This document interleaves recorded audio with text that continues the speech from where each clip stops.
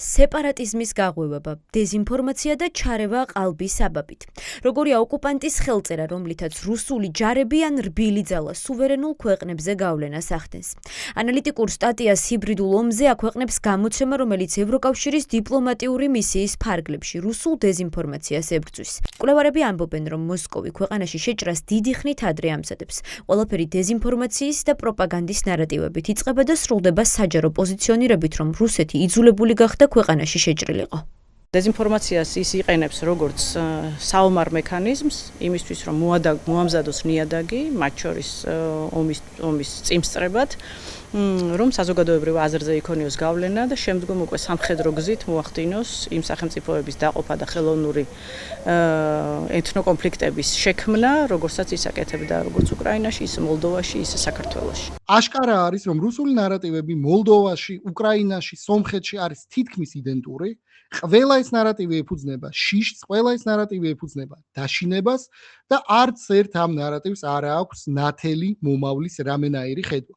ქართულმა ოცნებამაც ზუსტად იგივე გზა აირჩია, მათ აღარ აქვთ არანაირი რესურსი, რომ ქართულ საზოგადოებას შესთავაზონ განვითარების გზა და ერთადერთი რაც მათ დარჩათ, ეს არის დაშინება, ეს არის ოჯახური ფსევდო ღირებულებებზე აპელირება.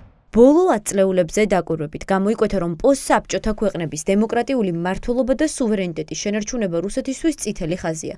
კრემლის სამეზობლოს ევროატლანტიკური ინტეგრაციის საპასუხოდ დესტაბილიზაციას და ოკუპაციას უპირისპირებს. პუტინის რეჟიმი მხარს უჭერს ადგილობრივ სეპარატისტულ მოძრაობებს და იყენებს სამხედრო ძალას მარიონეტული რეჟიმების შესაქმნელად.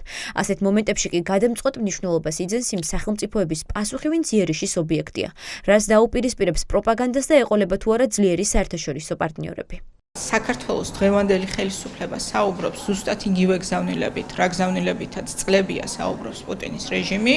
ამით ისინი ასრულებენ რუსულ დავალებას, იმიტომ რომ რუსეთის შემდგომი ამოცანა ეს არის აიძულოს ივანიშვილის ხელისუფლება აღიაროს ჩვენი ოკუპირებული ტერიტორიების დამოუკიდებლობა და ცხადია, რომ განაცხადი, რომ საქართველო არის პასუხისმგებელი 2008 წლის ომზე, ეს არის სწორედ ამ პროცესში ძალიან დიდი გარღვევა, რომელსაც რუსეთმა მიაღწია, როდესაც საქართველოს დე-ფაქტო ხელისუფლება იმეორებს ფაქტიურად იგივე პოზიციას. 2008 წელს რუსეთი ამტკიცებდა, რომ საქართველოში სამშვიდობო მისიით შემოიჭრა. რეალური მიზანი კი 90-იანებში გაჩენილი ეთნიკური კონფლიქტის გაღრმავება და რეგიონის რუსეთის კონფლიქტის ქვეშ მოქცევა სურდა. ომმა საქართველოში წინასწარ აჩვენა კრემლის უფრო მასშტაბური მოქმედებების სცენარი უკრაინაში. ცხინვალში შეჭრით რუსეთმა წამოიწყო პირველი სამხედრო კონფლიქტი ევროპაში 21 საუკუნეში და ეს არ იყო ბოლო. ბევრი ექსპერტი თანხმდება, რომ ეს იყო რეპეტიცია უკრაინაში სრულმასშტაბიან შესვლამდე.